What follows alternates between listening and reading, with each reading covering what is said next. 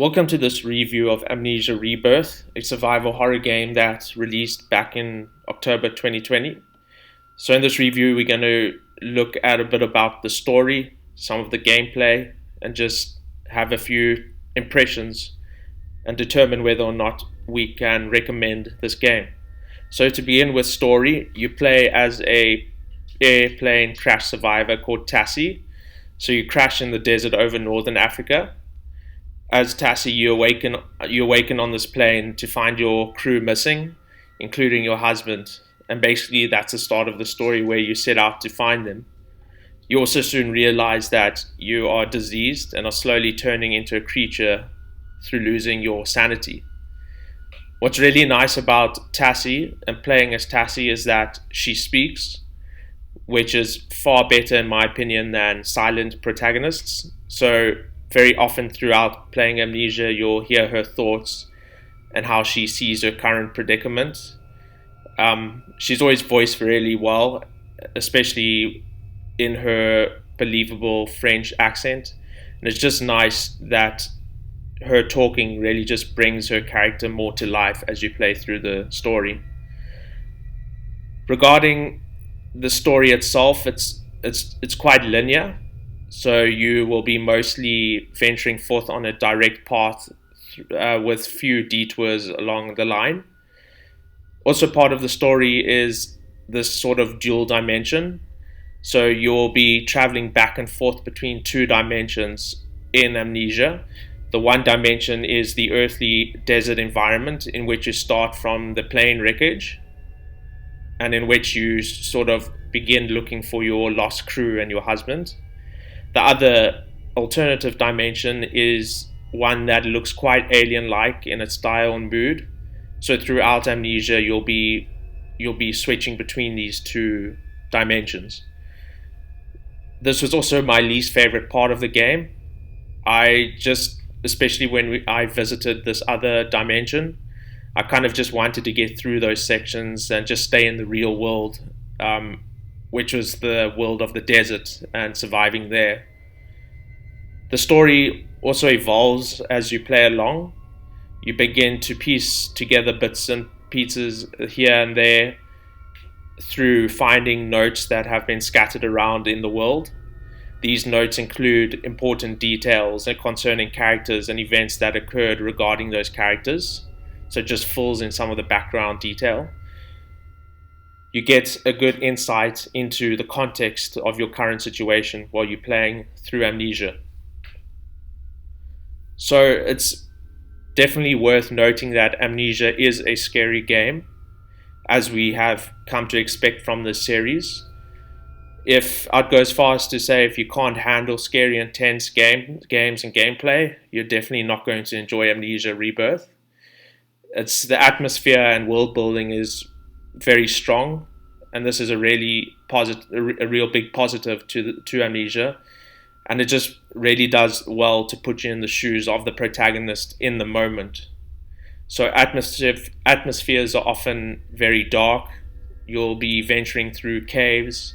You'll find yourself in dimly lit buildings and structures. You'll have to survive in underground areas. You'll often be crawling through crawl spaces that feel cramped and confined. All these different ominous environments come together to really create a strong journey of survival horror.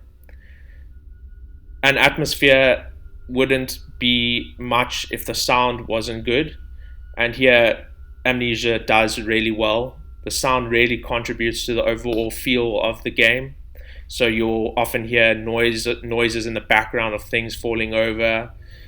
Sometimes you'll hear the slapping of feet on the ground. All these different sounds and noises come together to create a very tense and uneasy feeling in the player. There are also quite a few jump scares, and you'll come up against creatures. I won't spoil too much, but I can say that the first time I came up against a creature in Amnesia, it really caused me to skip a heartbeat. So facing creatures is always a very scary encounter, and when you do come up against them, you will try and sneak around, and you'll try to be as quiet as possible and you'll try and listen for the footsteps of the enemy creatures, just hoping that they don't find you or you don't accidentally bump them by walking around a corner and there they are.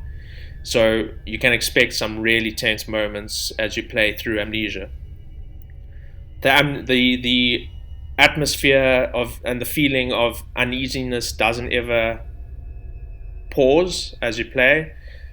There's always that uneasiness even during the silent areas in the game, and there's also uneasiness in the mundane parts, like when loading screens where you are journeying between two areas in the game.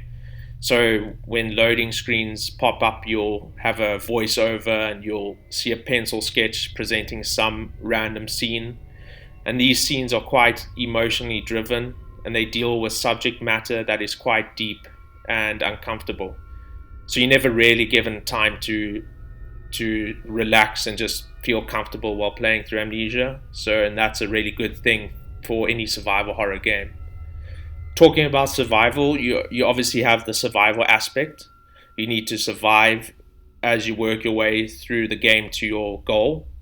Part of surviving in Amnesia is making use of light. So also part of a major enemy is also the darkness. Your character fears the dark, which sort of drains your sanity and brings up hallucinations and flash imagery. To combat this, you need to make use of lamps and matches. These you have in limited supply. You can light up environmental objects lights and candles and lanterns and objects you find in the environment. These matches and lanterns do come in limited supply, and although technically you can run out of these, I never seem to run out. I often found matches and oil for the lantern quite generous throughout my game time.